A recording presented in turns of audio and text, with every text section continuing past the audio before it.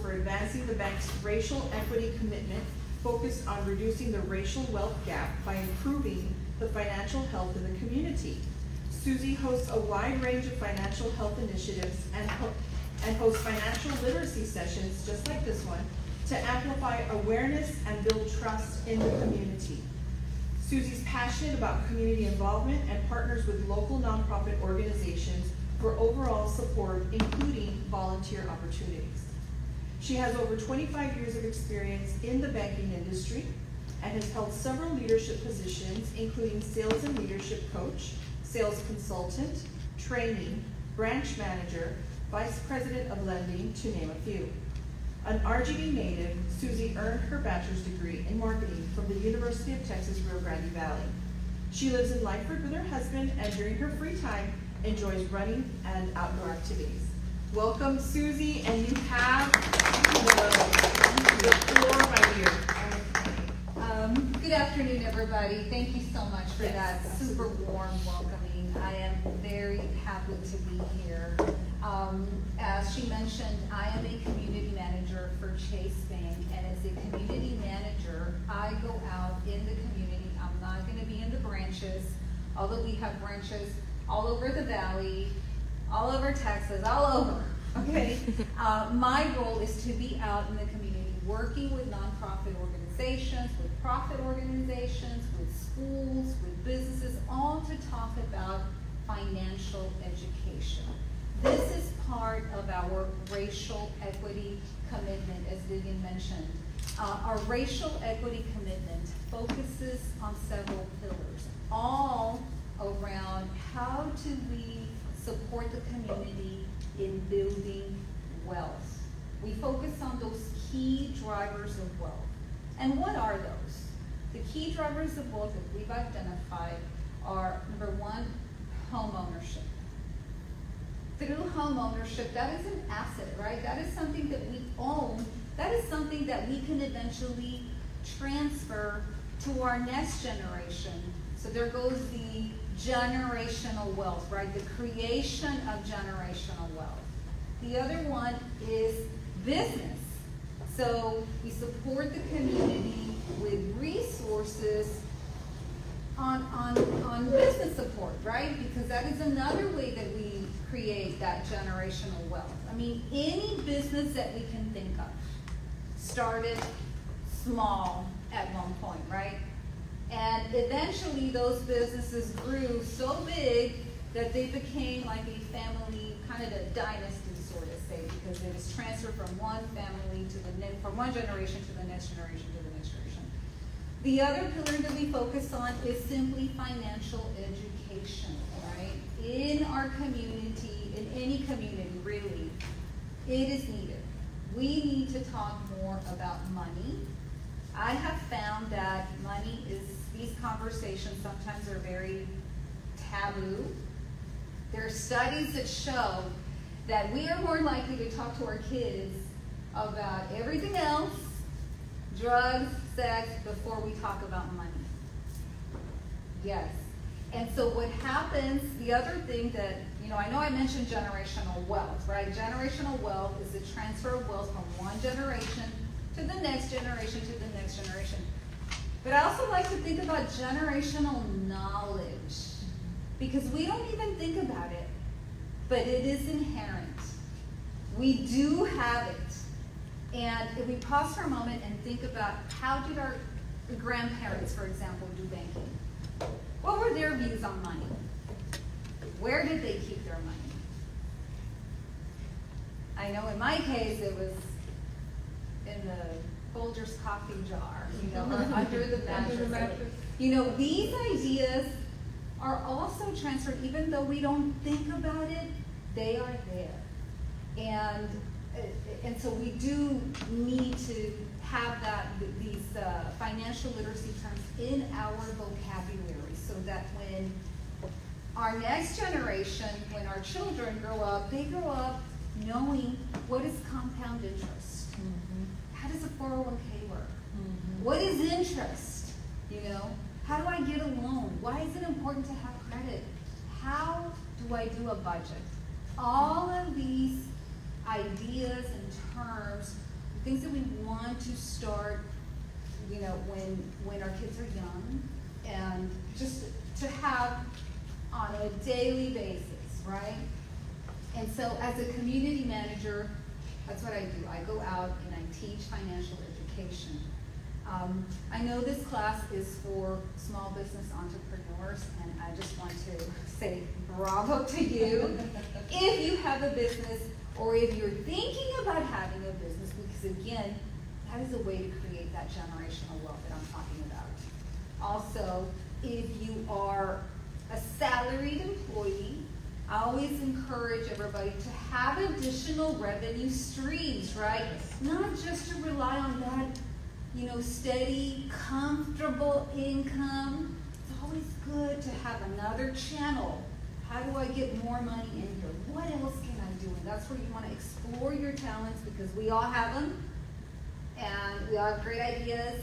And, you know, I always hear, oh, you know, sometimes when I do these classes, I hear, oh, I have a bakery, or I make cupcakes, or I make cookies, or I sell stuff online, or I'm an influencer, or you name it. Figure out what can work for you and have that additional income stream. You never know, you might strike it big. A lot of people start like that with a small business that eventually grows so big that they leave their careers or full employment to focus on a very profitable business. And again, all of that generates that wealth that we're talking about. When we compare, the reason this is such a focus for us at Chase is because there is that disparity, you know, in that wealth. There is a wealth gap, in other words. So when you take, for example, a Hispanic, Latino community and a white community, the level of wealth is much higher in the white community. And so, you know, there's stuff we can do about it, right? We can change that by starting with our own selves, implementing this language into our vocabulary, and making sure that our next generation is set up to succeed. So, I know this is a small business class, or a business-focused class for startups. One of the things that we need as a startup is capital, right? You need money to fund your business, right? And guess what happens when you go to any lender as a new business? You're going to need to establish credibility, and that comes with time. In other words, you need to be in business in some cases, and every institution is different, for an X amount of time before you can get a loan, let's say, under your business. So in the initial stages, a lot of the credit that you're going to need starts with your own personal credit. And that's why I felt that today we can discuss understanding and building your credit, because initially you're going to invest your own money into your business. You're going to have to use your own money. Now, with that being said, there are many organizations like the Small Business Administration, there's several others, where there's programs to support a new business entrepreneur, right? And so you always want to leverage those, and in the meantime, focus on your own personal credit. So let's start with that. Also, as I am talking about this topic, I want you to please feel free to stop me, ask any questions. But I also want you to think about two things. One, how are you going to implement some of these things into your own life? And two, think about somebody that you can share some of this information with. Okay, so picture that person in your head, a sibling, a mom, a daughter, a primo, whoever, but it's always good to, again, you know, share this, and the more we talk about some of these things in our community, the more knowledge we will.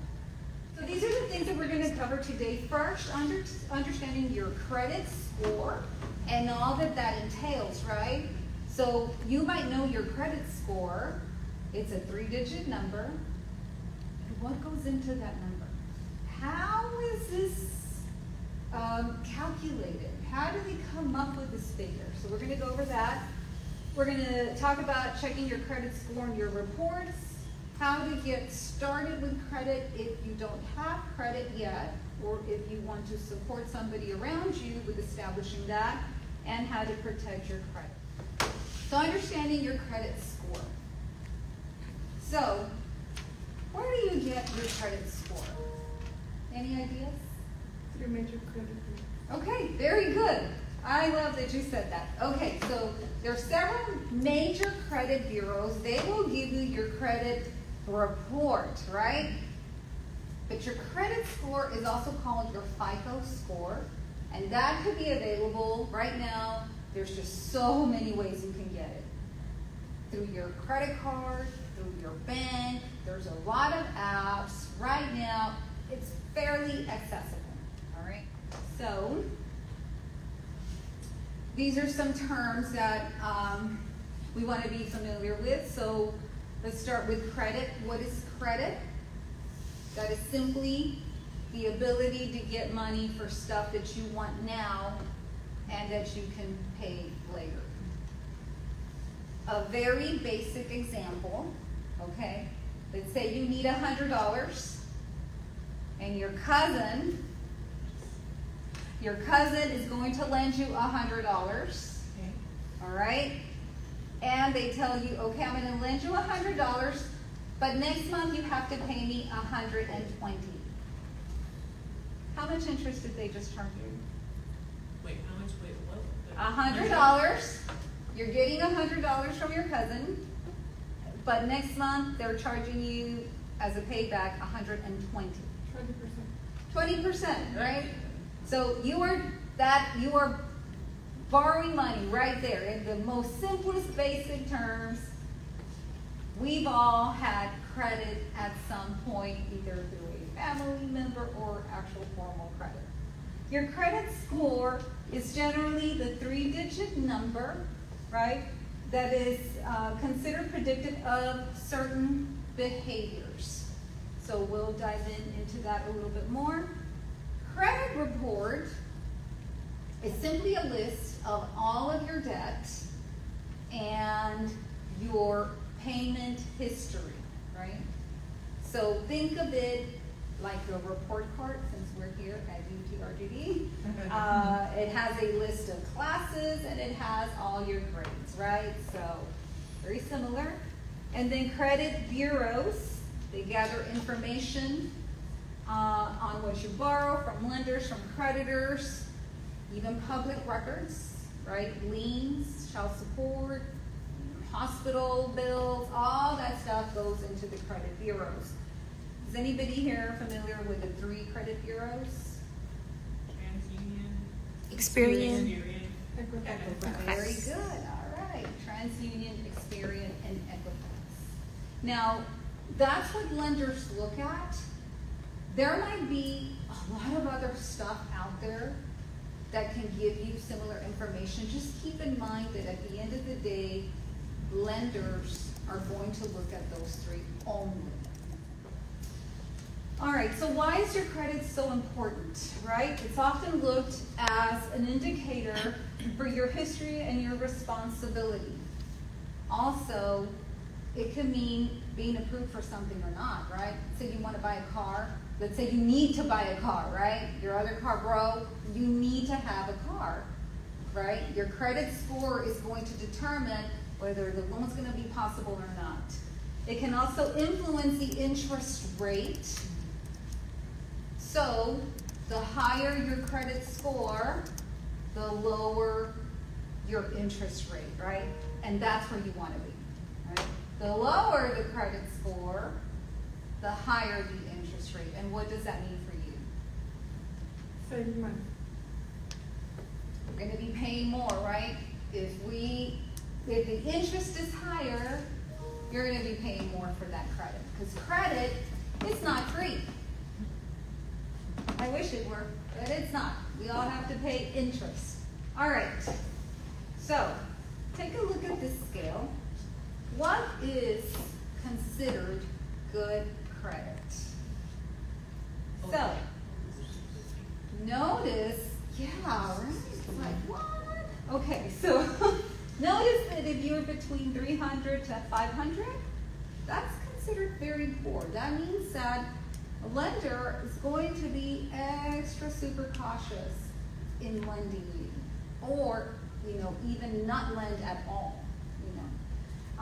Same thing with poor, from 500 to 601. Look at fair, 601 to 661, and then good, 661 to 781, which is where a lot of people, fall in. And then you have like the excellent supreme. That's everybody's goal. That's where we all want to be. Why? Because interest rate will be a lot lower.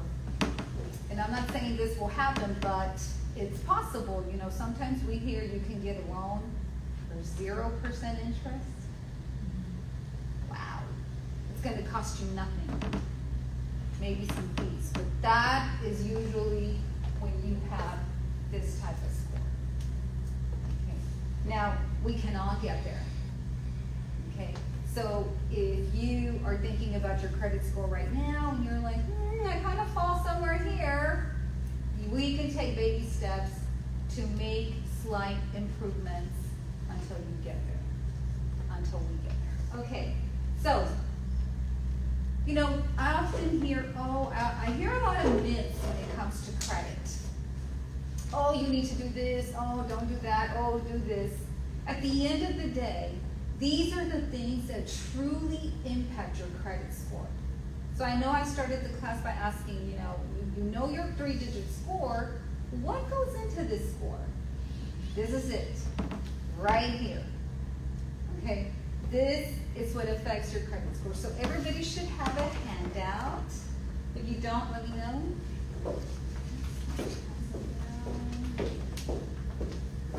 I can pass it on. Okay.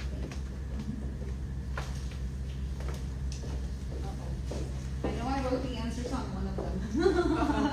Here's the answer sheet. Okay. Thank you. Thank you. Anyone want them? Okay, so let's go over these. So if you want to improve your credit score, what weighs the heaviest on your credit score? Payment history. So that would be step number 1. You want to improve your credit score because you know that when you're starting your business, you know you're going to need to get your own personal money. And you don't have it, you want to borrow money, and you want to improve your credit score, this is where you want to start, right? So payment history just simply means, have you made your payments on time? Throughout the time that you've had credit, have you made your payments on time? So that's where you want to start. Very easy, right? Step number 1, make your payments on time. Is that always easy? It happens to the best of us. Sometimes we forget. Like your payment is due on the 1st. Boom, it's the 3rd, and you're like, I forgot to make that payment. Yikes.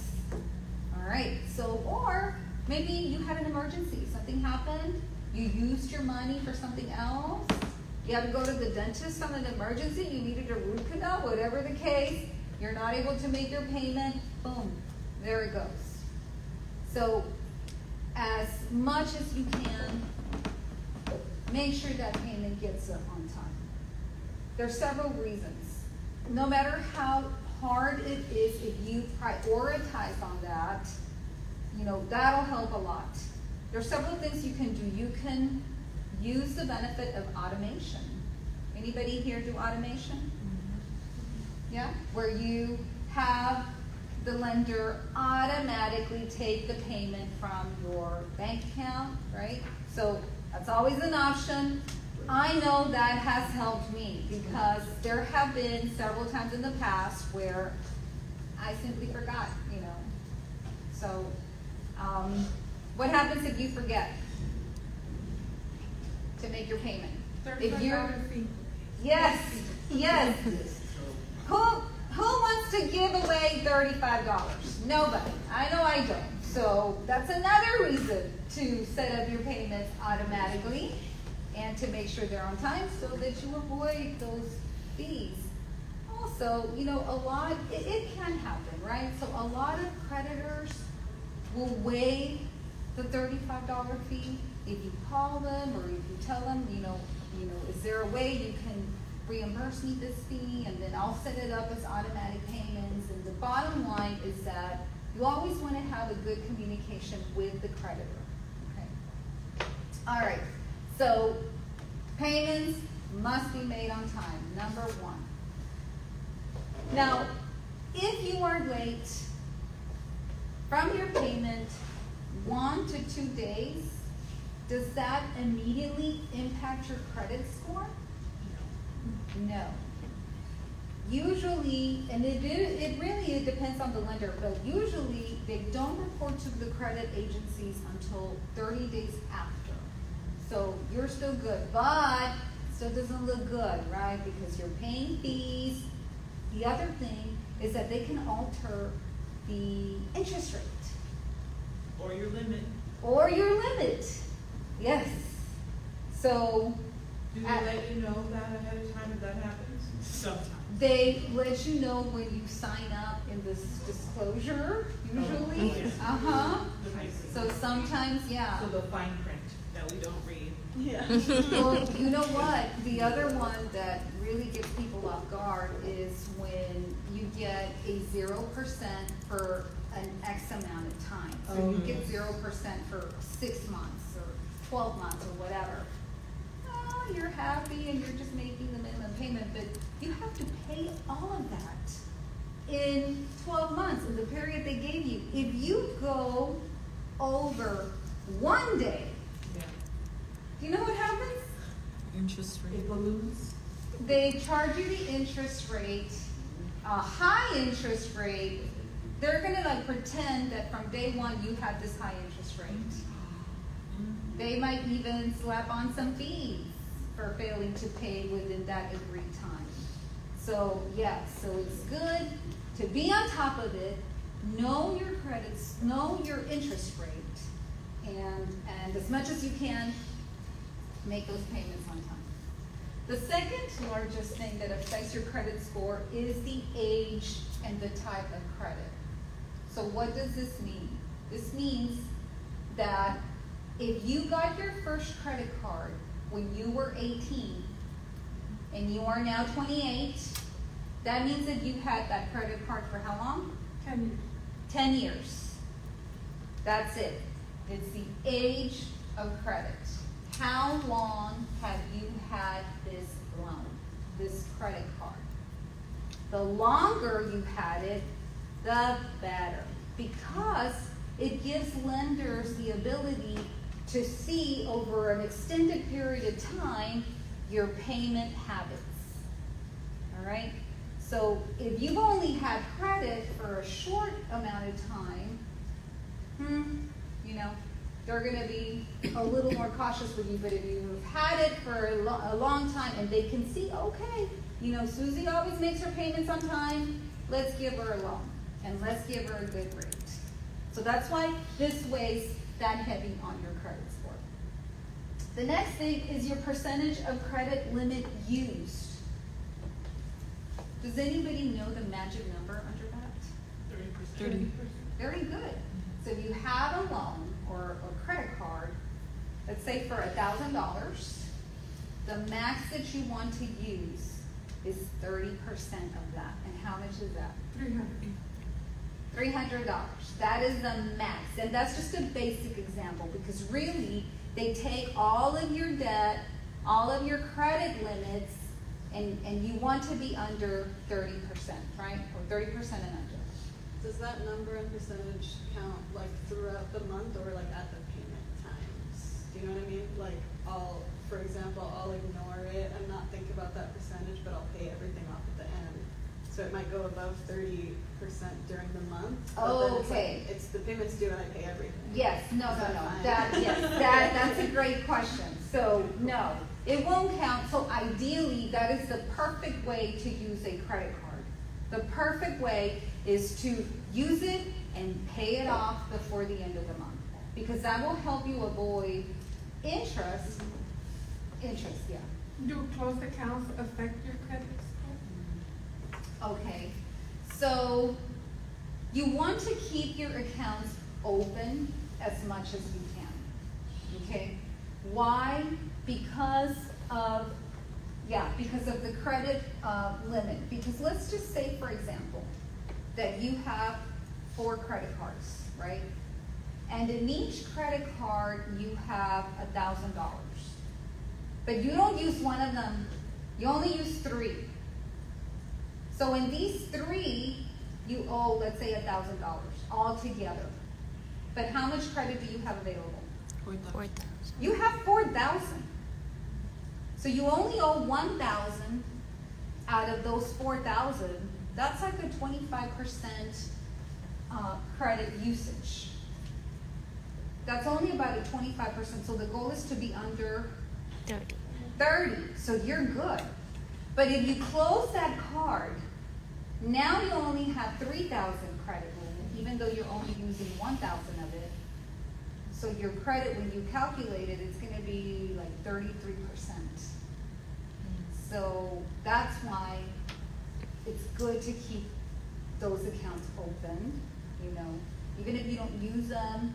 Also do check if they're going to charge you or if they're going to automatically close it. I heard in another class that sometimes if you don't use it, they close it, so you might want to do a transaction here and there to keep it open, but ideally it is best to keep it open. Total balances, just what it says, that weighs 11%. So that is a summary of all that you owe, right? So you want to have a good mix of all your balances. You want to have some credit cards. You want to have, you know, an auto loan, a mortgage loan, a variety of a credit mix, because that gives lenders a good idea about how you use credit. You say so much about yourself through your credit report. So, recent behavior, that weighs 5%. So what that means is how many new credit cards or new stuff that you have acquired. Now, especially during this season, we're starting the holidays, right? Mm-hmm. What happens when you go to Marshall's or TJ Maxx? You're gonna go get one gift. Yeah, you're yeah, you get one gift, but then like 3 for you, and then the wrapping paper and that nice cute box, and you gotta get it because it's at Marshall's, it's on sale. So it's very easy to get into deeper debt. And, you know, let's face it, our retailers do a pretty good job at insisting that we get credit, right? Yeah. You go to any retailer right now. What do they ask you? Did you find everything you needed? Yes. Would you like to apply for a card and get 3% or whatever percent off? Yeah.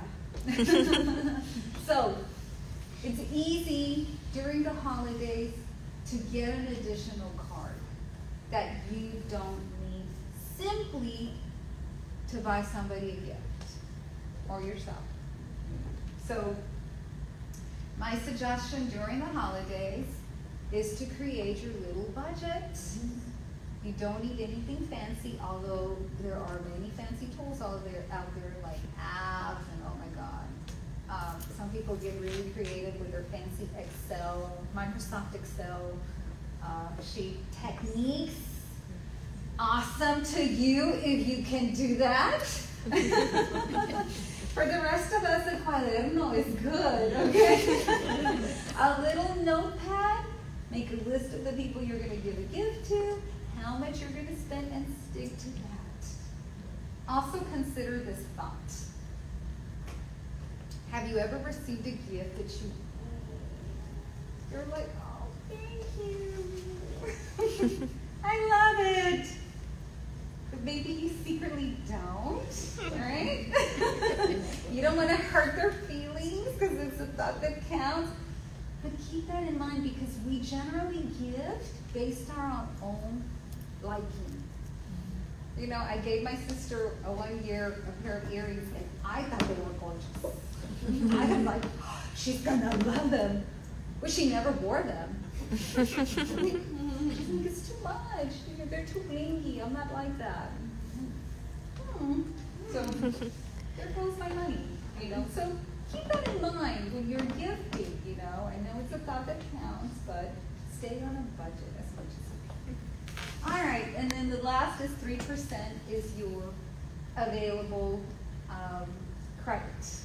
What you have available once you sum up all the credit that you have available, that is 3%. All right, so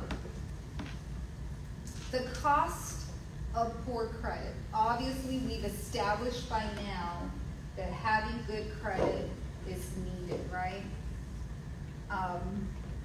To get that loan that you want for whatever reason. We all have our different goals in life. So, in this example, notice this. This is an example for a 5-year auto loan, which is typically the case when you get an auto loan. It's 5 years, which is 60 months, right? For a $30,000 loan. For poor credit, notice that the APR is 10%. The loan payment is $650.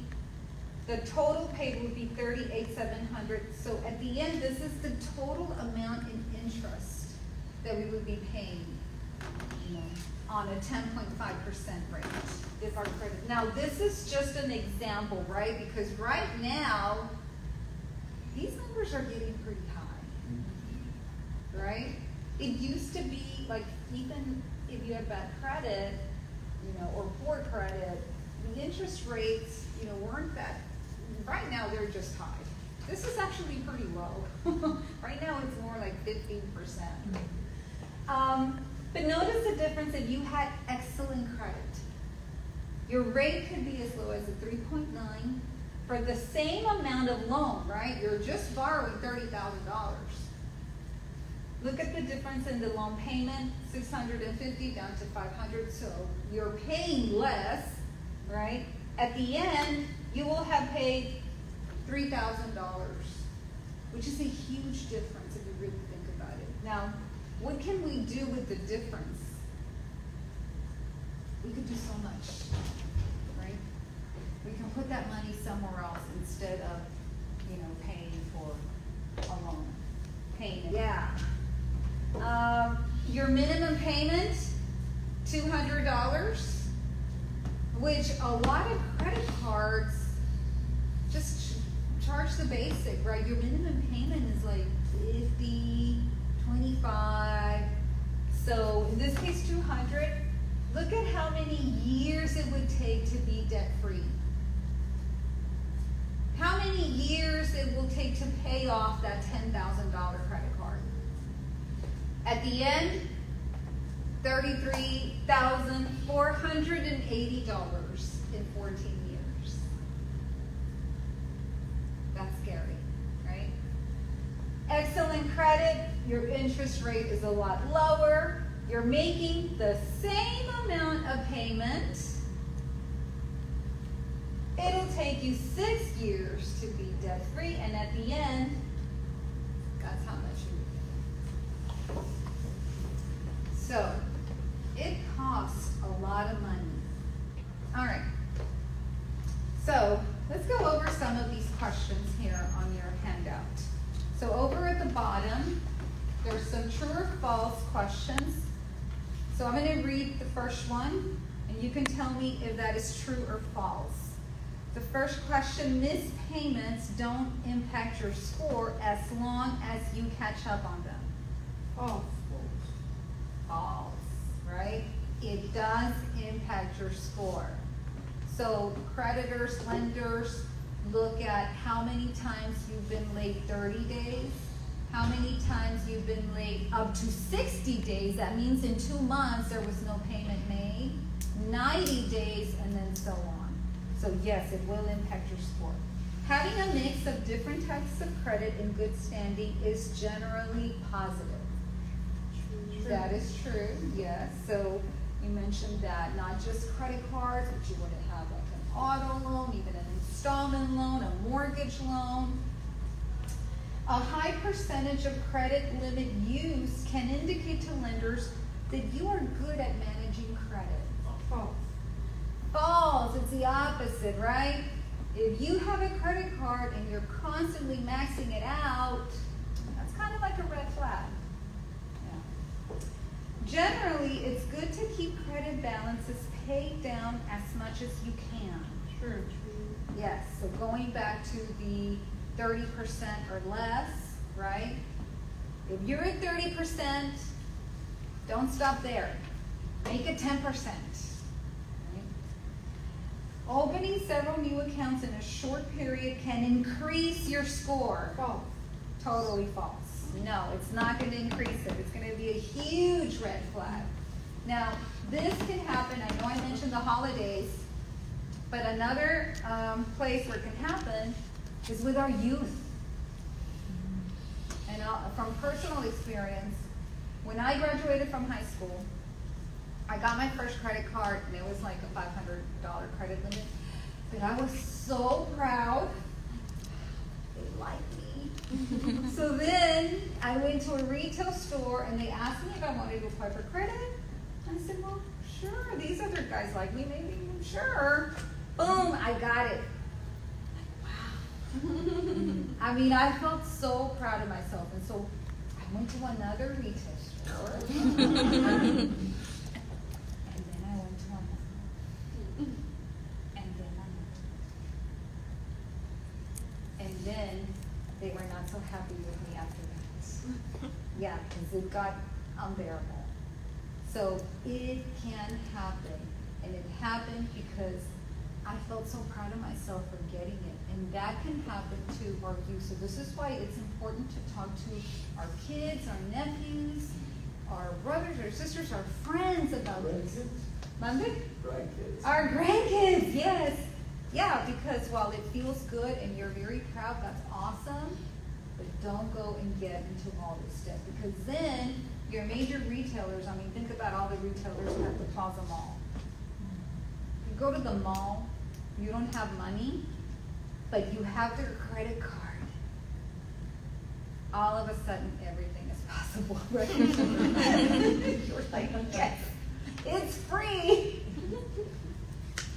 It isn't free.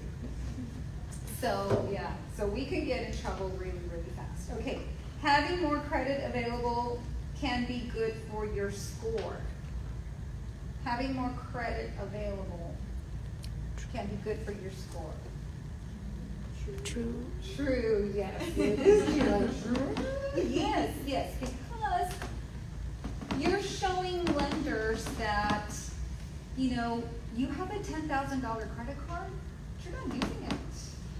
You know, you're just, you have it available for an emergency, but it's there. So it just is a very good reflection that you're not going out there and maxing out your card, which is very easy to do. We've established that, right? Very tempting. All right, so checking your credit score and your reports. How that, right? You can get your credit score from your financial institution. So I think all of us have one of these little gadgets. Your bank will offer it, your credit card will offer it. There's a lot of apps. Just be very careful. You don't need to pay. Remember that sometimes people out there or apps just want access to your information. So just keep all of those things in mind as you go to these websites. Consider using a credit monitoring service or purchase directly from the credit bureaus. And the credit bureaus, TransUnion, Experian, and Equifax.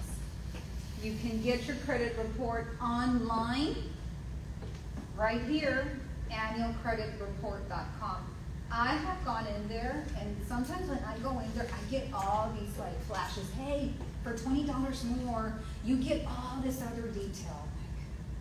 The detail is the detail. I mean, what else do I need to get?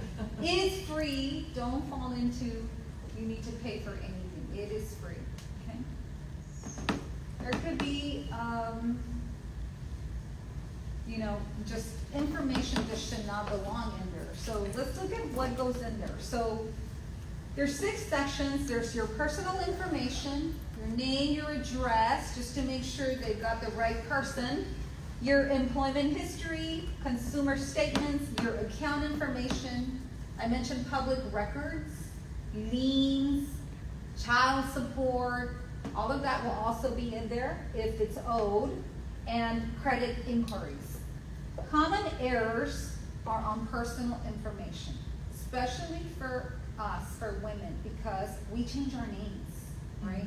Sometimes get married, you want to change your last name, or you know, or you're known as a different, like my first name is Maria, you know. So sometimes I show as Susie Neaville, sometimes as Maria Neaville. So account information and status, dates, you know, balances, all that stuff. There are common errors. The other thing that is pretty general here, especially in the Valley, is if you think about how many Jose Rodriguez's do we have? Yes. How many households? I think in about every household we have a junior and a senior, right? I know in my do. And so that can create, like I was born Maria Guzman. Well, a lot of women in my family, because it was tradition back then to give all the women the first name of Maria and all the men the first name of Jose. So you had Jose Jose, Jose Juan, Jose Jesus, everybody's first name. But when you look at these credit reports, you know, or any other application, it has like only the first name and the last name. So how many Jose Guzmans in the family? Well, like 50. Okay, so common errors, right? So that's why it's good, because I have seen situations where, you know, the dad's credit shows on the son's credit or vice versa. So you want to make sure that it only includes your information. The other great reason to get your credit score, your credit report, is fraud. That is high right now. That recently happened to my dad. Oh, really? Yeah. Oh, last year. And it was a whole thing. It's crazy. If you have not gone through that, consider yourself very lucky, because it is a very painful process. Careful on how you share information online, websites that you go to, especially right now. You know, if you go shopping online and you go to Target, make sure it's Target and not Target. No, there was a few years ago I came across one. So be very careful. Use extra caution on your online presence and the information that we share. You know, on Facebook we share everything nowadays.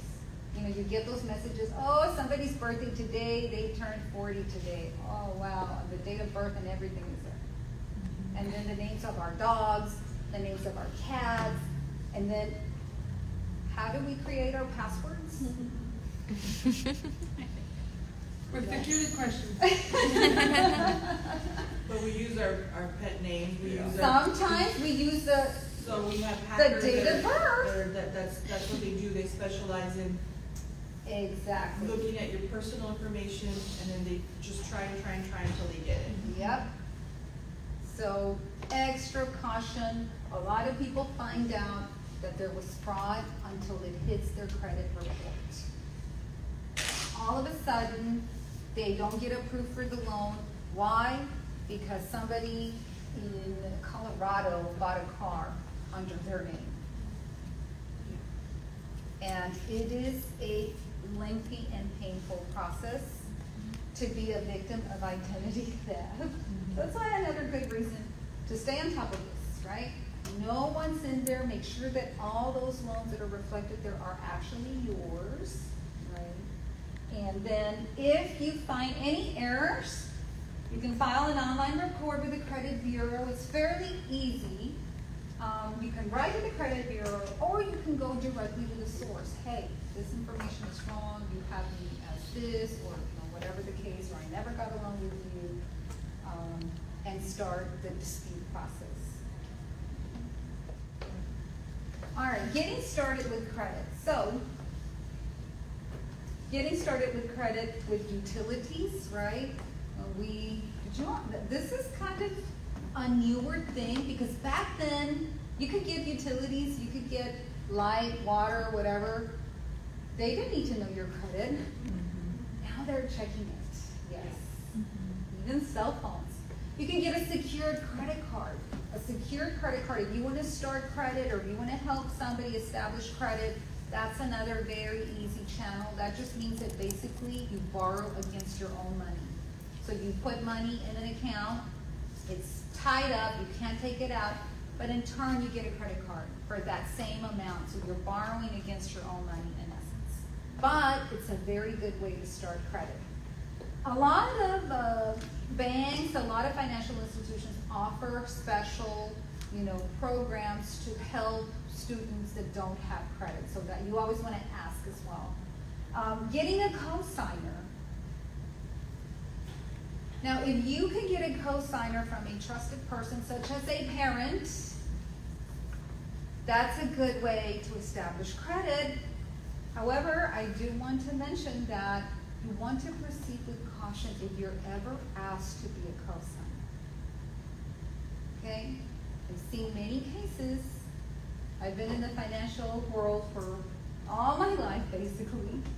And a lot of times, that person doesn't pay. You co-sign for them. It usually is always with a vehicle. You've worked so hard. You've worked hard to keep your good credit. And then a friend, a cousin, a relative usually knows that you're very responsible. Let me go ask Susie for credit. Once you sign, that loan is yours. Because if that person doesn't pay, you're saying, I will pay you. So just make sure that you proceed with caution. If at any cost you can avoid it, it's best. Unless you're trying to help, like I know I did with my kids, but I have control over that situation. But just use caution when you're co-signing for somebody or being the authorized signer. All right, protecting your credit. So every time that we use credit, there is an impact to it, right? When we go and we ask for a loan, there are what we call hard inquiries and soft inquiries. I think, are most of us familiar with those terms? So if a bank checks, if a bank checking after you apply for a loan, so if you apply for a loan, that would be considered a hard hit. That means that it will impact your credit score, all right?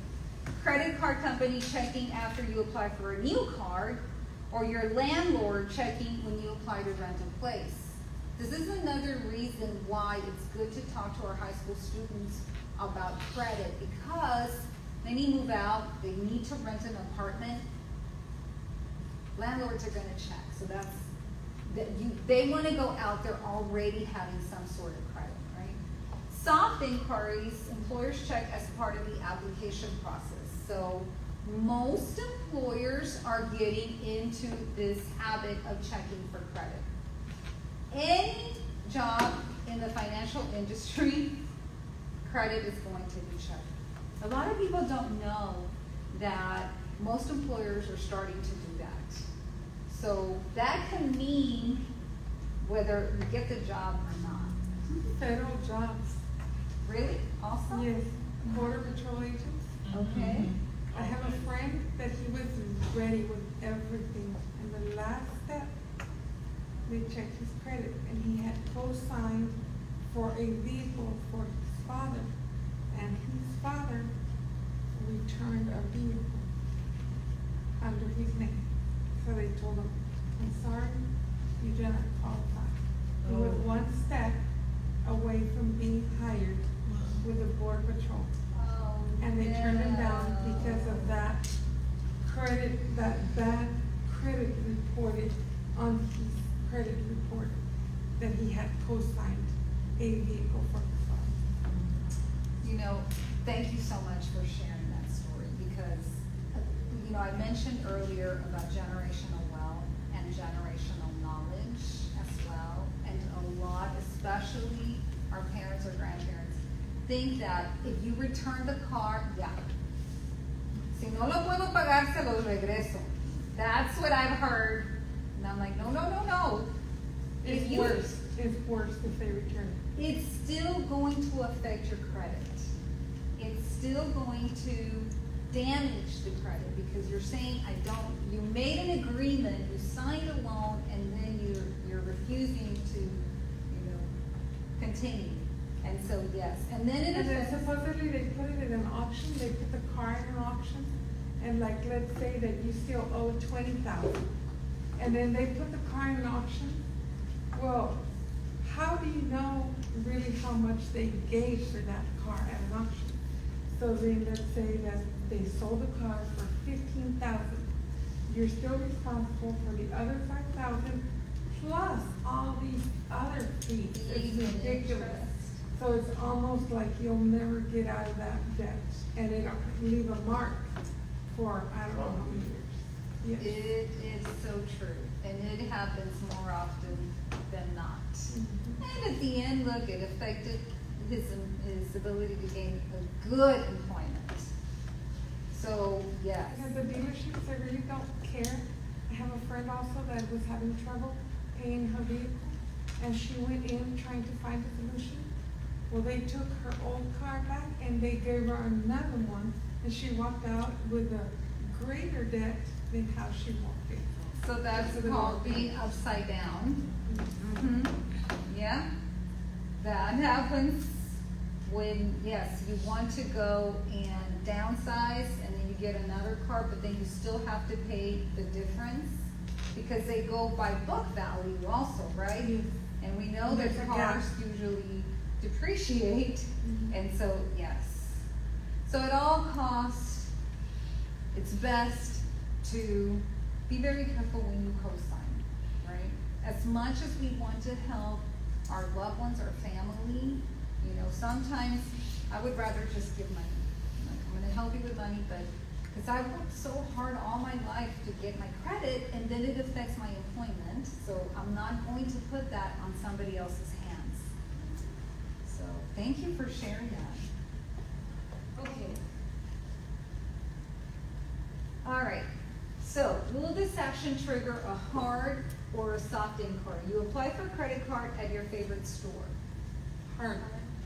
Hard. That's a hard inquiry, right? All right. Oops. Next one is soft, everybody. A credit card company checks your credit, then they send you a pre-approved credit card offer in the mail. We all get those, right? Yes. That is not affecting your credit. That's just a soft. An employer checks your credit as part of your background check. Soft. That's a soft inquiry. You apply for student loan. Hard. That is a loan, so it is a hard inquiry. Okay. All right.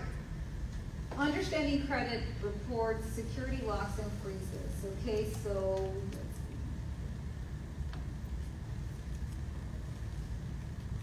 All right, so I know we talked a little bit about this earlier. So if you see any discrepancies, you can always contact the credit bureau agencies and ask that there be a freeze, so that if somebody applies for credit, you will have to be contacted directly before anything can happen. So it will be denied, which is a great feature, all right? But again, you have to know more about your credit report, so as soon as you can, get your credit report. You can use a credit monitoring, and does anybody have any type of credit monitoring? Credit Karma. Okay, yeah, it could be that, So any other program is good as long as you're all over your score, right? So the only thing to keep in mind is that when you're asking for a loan, creditors look only and exclusively at the 3 credit reporting agencies. That's it. They don't look at Credit Karma. They don't look at anything else. It's just those 3. So as long as you keep that in mind, anything that helps you improve your credit score, do it. All right. So we've gone over understanding your credit score, checking your credit score, getting started, and protecting your credit. Any questions, anything? I'm here, so anything you want to ask about credit? I have a question from Dr. Robles in the chat. She says, the banks offer credit reports. Are those safe? Yes, if a financial institution offers it, it's safe because we get it directly from the credit reporting agencies. It's directly from those three. However, you can always go directly to the source yourself. And it's super easy. You just go to annualcreditreport.com and get it. It doesn't take long at all. Is there a way to remove the old accounts that are very old on your credit report? No. They stay there for 7 to 10 years. Now, as long as you mean if it's a discrepancy, like if it's not yours and you're disputing it. No, like for example, I checked mine and there's some accounts there that they've been there for 15 years. Yes, So- they typically stay there, yes, Now, they might not show the credit payment history, like only the more recent ones will show, but they will still be in there. Like that at one point in your life, you had this credit card. And is there a way to write to the 3 major credit bureaus and ask them to remove those accounts that are more than 7 years old? You can try it, but typically they'll just stay, yes. Yeah. Even though they're like 15 years old? It can stay. It can stay longer. Typically, like I said, you know, if you had a bad debt, it went delinquent, let's just say, you didn't pay, and so many years have passed by, maybe you settled with them, right? Settled meaning that you agreed that you were gonna pay them X amount and they were gonna remove it. It'll still stay there, but it might not show all of that. It might not show all those details, but it'll still say that at one point, you had that one. Yeah. I know, another reason.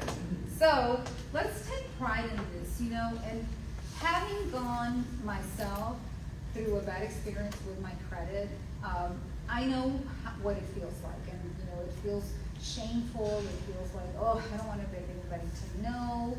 I don't want my friends to know how many credit cards I had. I thought that was embarrassing. But now that I reflect on that, we shouldn't feel like that. There is no shame. No shame. It was super easy for me to get credit, which shouldn't have been as a kid. B, you know, things happen. Things happen in life that can affect our scores. The important thing is to acknowledge the present, right? Take a look at your credit score, order your credit report, and take those baby steps to reach your ultimate goal. If your ultimate goal is to move it from, let's say, 600 to 700, 750, what are the baby steps that you need to take in between to get to that goal? You know, maybe, you know, if you're going to start your business and you're already employed, any proceeds from this business are going to go to pay off my debt, you know, or automation. Have the payments automatically deducted from your account. So there's so many little things that we can do to start improving our credit. And then keep in mind the things that actually impact your credit score, right? Your payment history, your credit usage. I know some people, when it comes to credit usage, you know, we said to be under 30%, right? Some people will ask to have their credit limits increased so that they can still remain under 30%. Does that make sense? So if you have a credit card for $1,000, the most you can use there is $300. But if you ask, hey, can I have a credit increase? Now it's $2,000. Now how much can you use? 600, right? Now, ask yourself, okay, why do I have this card? What do I want to do with this credit card? This is when you want to pause and ask, what is good debt and what is bad debt? Good debt is anything that's going to build your assets, anything that's going to lift you up, anything that's going to make your life better. Like like a car, a house, you know, our clothes, things we need to survive. Those are things that we need. Everything else are things that we want, which is usually also not the best form of debt, right? Like, for example, if you're going to take a vacation, you don't want to put that on a credit card. That's considered bad debt. Paying for dinner Friday night for you and all your friends using your credit card, bad debt, all right? And also, when you think about needs and wants, you want everything. And that's the truth, right? You go to the mall, you want it all, everything. They come up with all these nice things. We want it, we want it, we want it. But ask yourself, how often am I going to use this? Right? Do I really need it? I already have 20 black shoes in my closet. Do I need another pair of black shoes? Right? And then my favorite, pause. Say to yourself, you know, I'm going to come back. Sometimes I'll put stuff in my cart and I'm like, I won't do it. I'm like, I'm going to wait one more day. The longer I wait, I've waited even up to a week. When I come back, I'm like, I can't believe I wanted that so bad last week. You know, because I think impulse buying, it's very easy, right? Anybody here done it? Or maybe you can find it at a very low price, discounted if you go back. Yeah, that's a possibility too. You know, for a while, those air fryers were very popular, right? 2 or 3 years ago. Everybody had to have one. Now they're $25 at Walmart. And also in the corner in our, near the stove. I mean, it's like, how many times are you going to use it? Ask yourself. Do I really need it? Awesome. If you're going to find use, if it's going to bring value to your life, then go for it, you know. And then wait. Sometimes it's just good to just wait, you know. And then a week later, you might feel very different. All right, y'all. I talked a lot. Thank you so much for your attention. If you want okay, the last thing, sorry, 2 more things to mention. At Chase, we do have this feature. It is available to everybody, even if you are not a customer of Chase. It's called Credit Journey, and I personally love it because I get my credit score, and then if I click here, I know I get alerts, like I'll get a little alert saying, hey, your credit went up, or hey, your credit went down. Why did it go down? So I go in there and I find out, and it also gives me a list of all my credit balances and everything I owe. And so it gives me a really good feature. So it is available. You want to give it a try. It is free and it is for everybody. No need to be a customer if you are not yet. If you want additional information about any of the topics that I covered today, or if you find value in these classes and you want me to support you with these classes, with your group, I go to classrooms, church, wherever there's a group of people. I teach financial literacy on savings, budgeting, credit, cybersecurity, cyber safety. So this is the QR code.